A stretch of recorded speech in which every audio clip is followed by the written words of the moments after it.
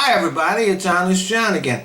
The Korean Peninsula has been in a technical state of war since the 1950s. Sometimes tensions have been very high. Sometimes steps have been taken to reduce them. For example, there is currently an industrial complex that just over the border in North Korea that is a joint effort of the North and South. And despite all of Kim Jong-un's bluster and threats, that facility is still operating. Kim has threatened to close it down, but so far he hasn't.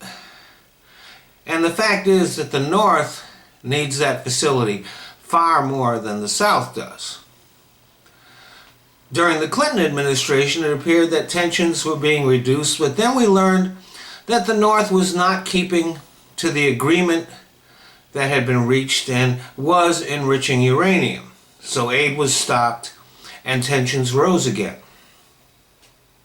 I've been to Korea myself, I would guess somewhere 9-10 times, doing shows on the military bases there.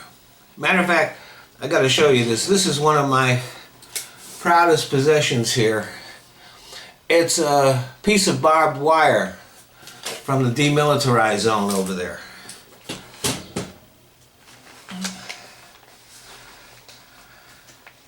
One time in the 90s while I was there, 6 North Korean soldiers were captured attempting to infiltrate the South.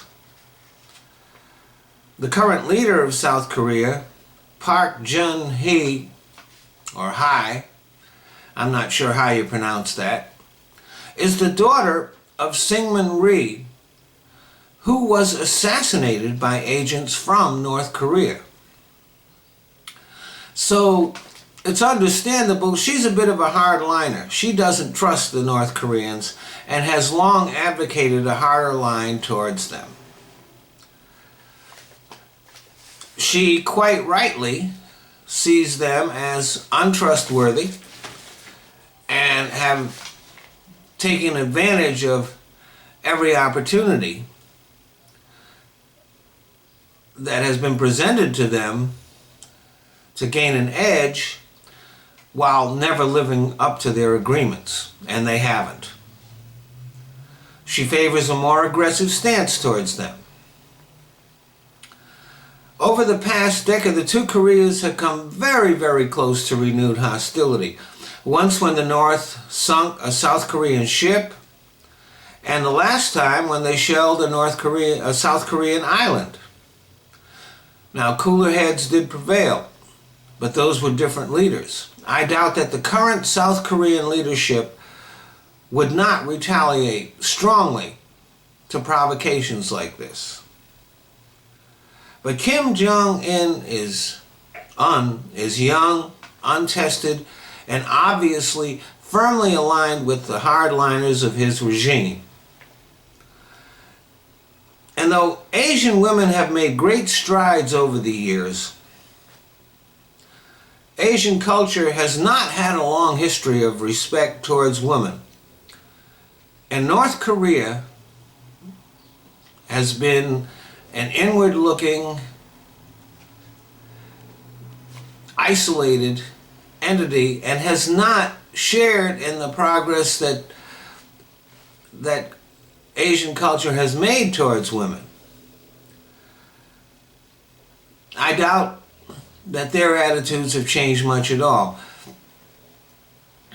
South Korea is kind of like the Tea Party here in the United States. They're shut off from reality and 50 years behind the times. It could very well be that Kim Jong-un and his cohorts look to the South and see a woman in charge and assume that she is weak and can be pushed around. This would be a huge mistake on their part. One doesn't make it through the rough and tumble of South Korean politics to get where she is without being hard as a rock. And though we don't really talk about it much over here, Asian culture has not been very progressive in its racial attitudes. They really do see themselves as superior to all the other races in the world and have a thinly disguised contempt for black people. So it's quite likely that Kim might see the U.S. having a black president as a sign of weakness over here. So there is a really good chance that Kim will overplay his hand and create an incident that will force the South to retaliate, and at that point, it could result in all-out war. And our response at that point should be a massive aerial attack that will make shock and awe look like a picnic. We should make sure that the North Korean military is decimated and that Kim Jong-un and most of the North Korean leadership are dead. Thanks for listening.